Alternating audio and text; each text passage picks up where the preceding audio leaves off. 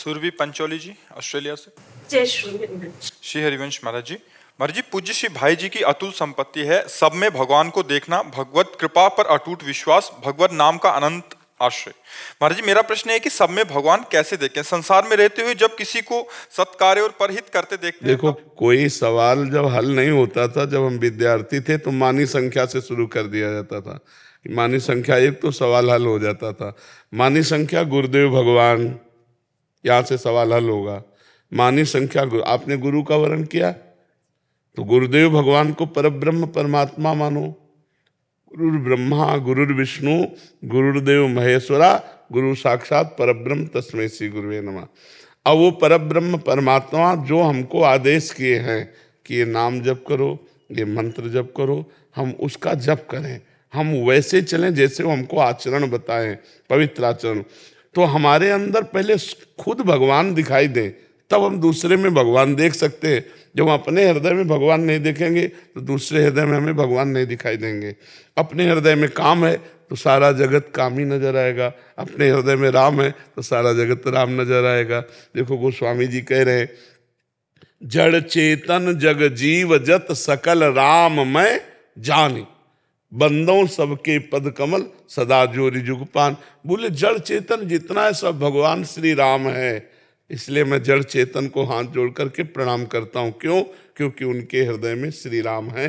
गोपी जनों के हृदय में श्याम है, जो जित देखो तित श्याममयी है। वो जिधर दृष्टि डालती हैं लाडले ललित त्रिभंगी लालजू महाराज सर्वत्र दिखाई देते हैं। जो ज्ञानी पुरुष है उसको जब ब्रह्मानुभूति होती है तो चारों तरफ जब दृष्टि डालता है तो सर्वम खलमिदम ब्रह्म ने नानास्ति किंचन, ब्रह्म के सिवा कोई किंचन मात्र भी नहीं है। ईशावास्यमिदम सर्वम यत् किंचे जगत्याम जगत, ईश्वर के सिवा एक कण भी जगत में ऐसा नहीं है जहाँ ईश्वर ना हो। तो सर्वत्र भगवान हैं, पर हमने अभी तक जो नानात्व देखा, स्त्री पुरुष जड़ चैतन्य अच्छा बुरा, वही हमारे अंदर संस्कार भरे हुए हैं, वही हमें दिखाई दे रहा है। अगर हम अंदर से भागवतिक दृष्टि प्राप्त कर लें तो हमें सर्वत्र भगवान दिखाई देने लगे। तो एक जगह मानी संख्या गुरुदेव भगवान, अब वहां संशय न करें। वो हमसे बोले राम जपो तो राम जपो, कृष्ण जपो तो कृष्ण जपो। जैसे आपका स्त्री शरीर है तो हो सकता है कि जहां अपने गुरुदेव भगवान माने हैं सब ब्रह्म प्राप्त तो नहीं होते। हमारी मानी संख्या गुरुदेव ब्रह्म, जैसे हम पाषाण में भगवान को मानते हैं, काष्ठ में भगवान को मानते हैं, चित्र में भगवान को मानते हैं, तो हम किसी चैतन्य में चलते फिरते में, संत भाव में, भगवत भाव में, ब्रह्म भाव में हम उनको अपना गुरुदेव मान लेते हैं। पर शब्द महाराज जी के कारण लगाया। महाराज जी ने अभी निवेदन किया, जिनको भगवत प्राप्ति नहीं हुई है, अगर हम ऐसे संतों को गुरुदेव भगवान के रूप में मानते हैं तो हमें दूरी बनाना पड़ेगा। क्योंकि जो भगवत प्राप्त हैं वो भगवान के सिवा कुछ नहीं देखते, वो भगवान में ही रमण करते हैं, भगवान में ही संतुष्ट रहते हैं।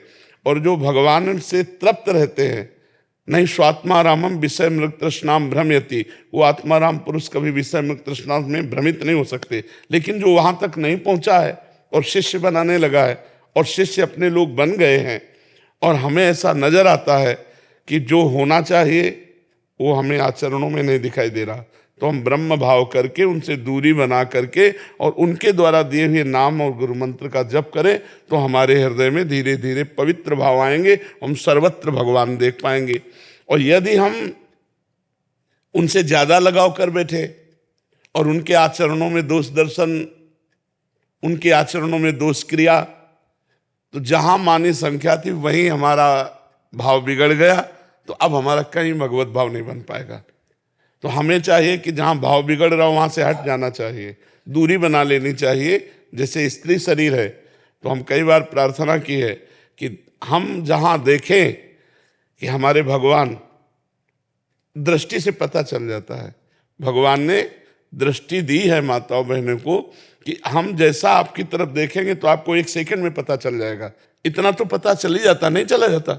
अगर हम आपकी तरफ देख रहे हैं तो प्यार का भाव, क्रोध का भाव, दोष का भाव वो दर्शन में आता है। तो यदि ऐसा कहीं दर्शन आने लगे कि जिनसे हम जुड़े हैं वो भगवान के आनंद में मस्त न रहकर विषय आनंद की तरफ आकर्षण होते हैं, इसका मतलब कच्चा है, अभी पक्का नहीं हुआ। तो कच्चे से हम अपने आप को दूरी बना लें, कभी उन पर अश्रद्धा न करें, पर दूरी बनाकर हम भजन करें। उनसे दूरी बनाने से दोष दर्शन नहीं होगा, दूरी बनाने से वैष्णव अपराध नहीं लगेगा। तो ये हम सबको ध्यान रखना है कि गुरु बनाया जाता है सिर्फ भगवान की प्राप्ति के लिए, ना कि वो कोई सांसारिक संबंध होता है।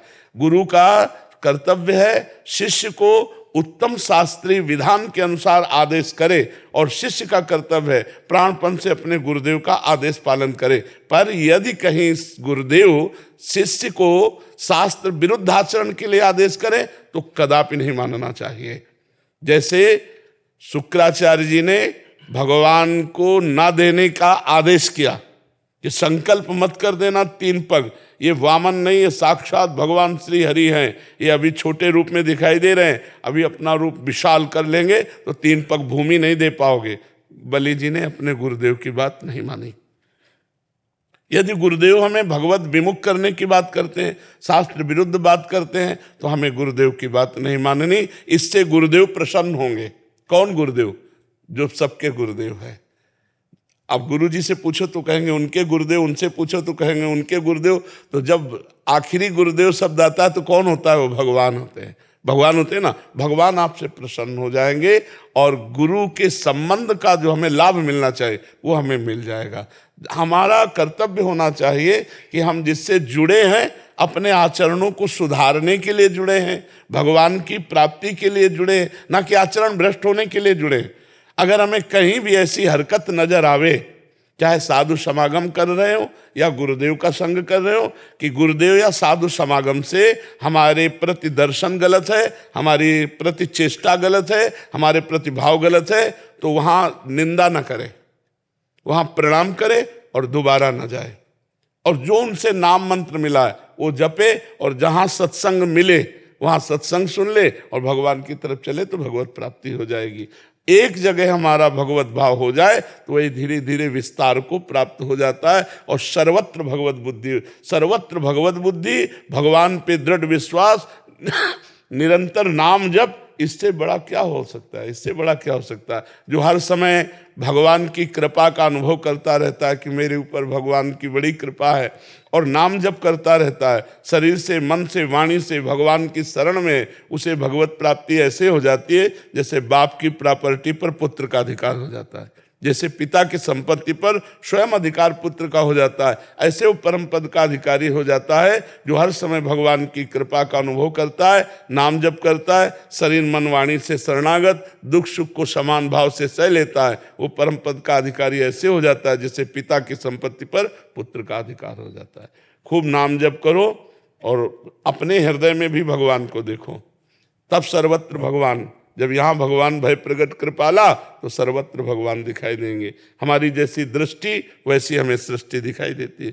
जाकी रही भावना जैसी प्रभु मूर्ति देखी, तिन तैसी सब प्रभु ही हैं। महाराज जी, अनैतिक और छल कपट भरे बर्ताव जो करता है उसमें बड़ा दुर्गम हो जाता है, मतलब भगवत भाव करना, क्रोध आ जाता है। दूरी बना के हम कर सकते हैं, नजदीकी नहीं भाव रखेंगे, हम दूरी बना के कर सकते हैं। कि जैसे हम फिल्म देखते हैं और हमको खलनायक का अभिनय करने वाले से परिचय हो, केवल जो फिल्म में खलनायक है रोल उसका दुष्ट है और हमारा उसका परिचय हो रोल से अलग का, तो जब कोई तुमसे कहेगा बड़ा दुष्ट है तो कहोगे बहुत अच्छा आदमी मैं जानता हूं, केवल ये नाटक कर रहा है दुष्टता का, वस्तुतः बहुत निर्मल आदमी है। ऐसे ही यदि तुम इस जगन नाटक वैभवा में जो गोविंद नाटक कर रहे हैं उनको, उनका परिचय जान लो इस नाटक के परे स्वरूप का, तो आपको लगेगा ये जगत में वो नाटक कर रहा है, कहीं तमोगुणी, कहीं रजोगुणी, कहीं सतोगुणी, लेकिन वो तो त्रिगुणातीत परमात्मा है।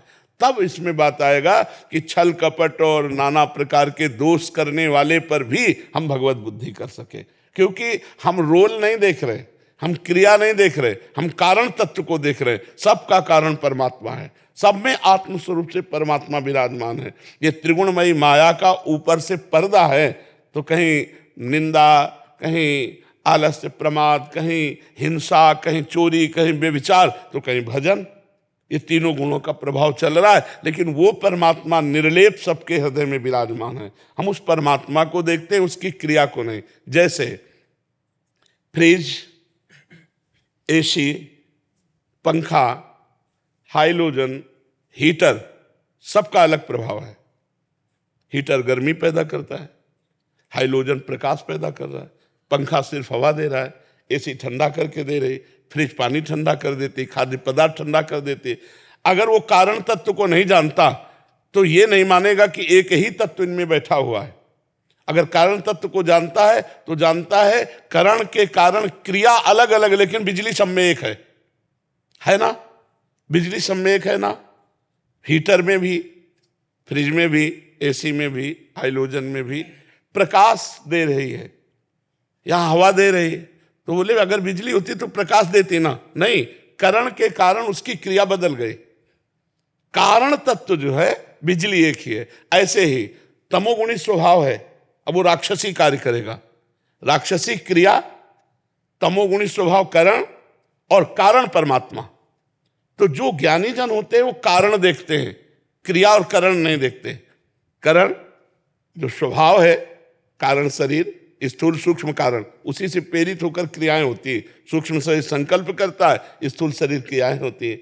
तो कारण तत्व उस करण का भी वो परमात्मा ही है। जब सत्य वस्तु का बोध हो जाएगा तो बाहरी नाटक का कोई प्रभाव नहीं पड़ता। जब हम जानते हैं कि मेरा प्रीतम सब में है, तो ये छल कपट द्वंद्व पाखंड हमारी आंखों के सामने पर्दा नहीं डाल सकता। जब प्रभु से अपनापन हो जाए, सर्वत्र प्रभु का भाव दृढ़ हो जाए, कारण तत्व का ज्ञान हो जाए, तब भगवान सर्वत्र दिखाई देंगे, ऐसे थोड़ी दिखाई देंगे। देखो, एक पत्नी किसी ऑफिसर की, उसका पति लेट आया, उन्होंने कहा हम आपसे रोज निवेदन करते हैं, आप इतना विलंब क्यों आए?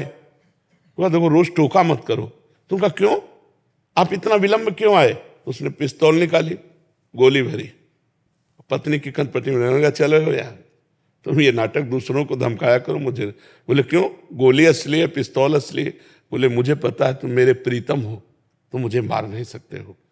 उसको पता है कि मेरे प्रीतम हो। जैसे नरसिंह भगवान रूप में आए, सब डर गए, लेकिन प्रहलाद जी को पता है मेरे प्रीतम आए, उनको डर नहीं लगा। तो छल कपट हिंसा जितने आचरण हो रहे हैं, ये त्रिगुण माया के द्वारा भ्रमात्मक हो रहे हैं। जैसे स्वप्न में नाना प्रकार के आचरण हो रहे हैं, पर वो असत है। ऐसे उमा कहूं मैं अनुभव अपना, सत हरि भजन जगत सब सपना। इस स्वाप्निक जगत में उस सत्य परमात्मा को देखने वाला ही सच्चा ज्ञानी है। अगर इतना हो गया तो जीवन मुक्त महापुरुष हो गया। अभी अभ्यास करो, नाम जप करो, धीरे धीरे आगे बढ़ जाओगे।